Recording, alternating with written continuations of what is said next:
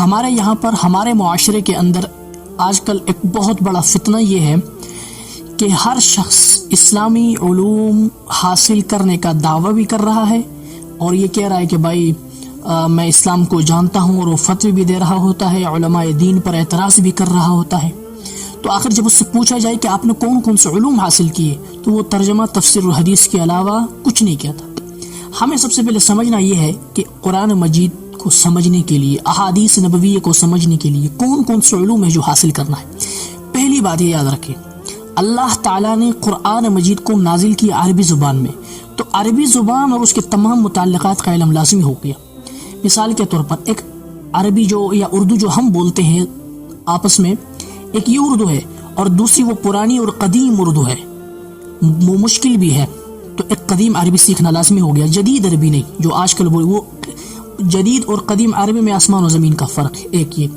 دوسرا، عربی زبان کے متعلق عربی زبان مکمل سیکھنی ہے، آپ کو عربی کے محاورات پر بھی عبور ہو، آپ کو عربی کے ادب پر، عربی کی شاعری پر، ان تمام پر عبور ہو، پھر قرآن آپ سمجھو گے۔ ایک، اب اس کے بعد آپ نے عربی زبان کو اتنا کور کر لینا ہے کہ آپ ایک عربی دان بن جائے، ایک۔ دوسرا، عربی قرآن کو سمجھنے کے لیے علماء دین کا پورا سہارا آپ نے لینا ہے، قدیم علماء کا۔ دلیل اس کی قرآن مجید سے ہے، ایاک نعبد و ایاک نستعین، اہدنا الصراط المستقیم، اے خدا ہمیں وہ راستہ دکھا، ہمیں صراط مستقیم دکھا۔ پھر کون سا صراط مستقیم؟ جواب دیا صراط الذین انعمت علیہم، ہمیں وہ سیدھا راستہ، پچھلے لوگ جب اس پر چلے تو آپ نے ان پر انعام کیا تھا، پچھلے لوگوں کا حوالہ دینا ہے۔ آپ ہر نماز میں اللہ سے وہ راستہ مانگتے ہیں، اور جب آپ پچھلے لوگوں کا راستہ آپ کو ملتا نہیں ہے تو پھر آپ دعویٰ کیسے کرتے ہیں کہ بھائی ہم حق پر ہیں؟ آپ کو پرانے علماء اور وہ انعام یافتہ لوگوں کا راستہ ملنا چاہیے۔ دوسرا، اللہ تعالیٰ نے یہ فرمایا قرآن میں، افلا یتدبرون القرآن، یہ ایک زجر ہے۔ اللہ تعالیٰ پوچھتے ہیں قرآن پر وہ کیا تدبر نہیں کرتے؟ اور پھر غصے میں آ کر کہتے ام علی قلوب اقفالها، کیا ان کے دل پر تالے لگے ہوئے؟ اب تدبر کیسے کرنا ہے میرے بھائی؟ ترجمہ اور تفسیر اور تشریح کو تدبر نہیں کہتے، تدبر کہتے ہیں گہرائی میں جانا۔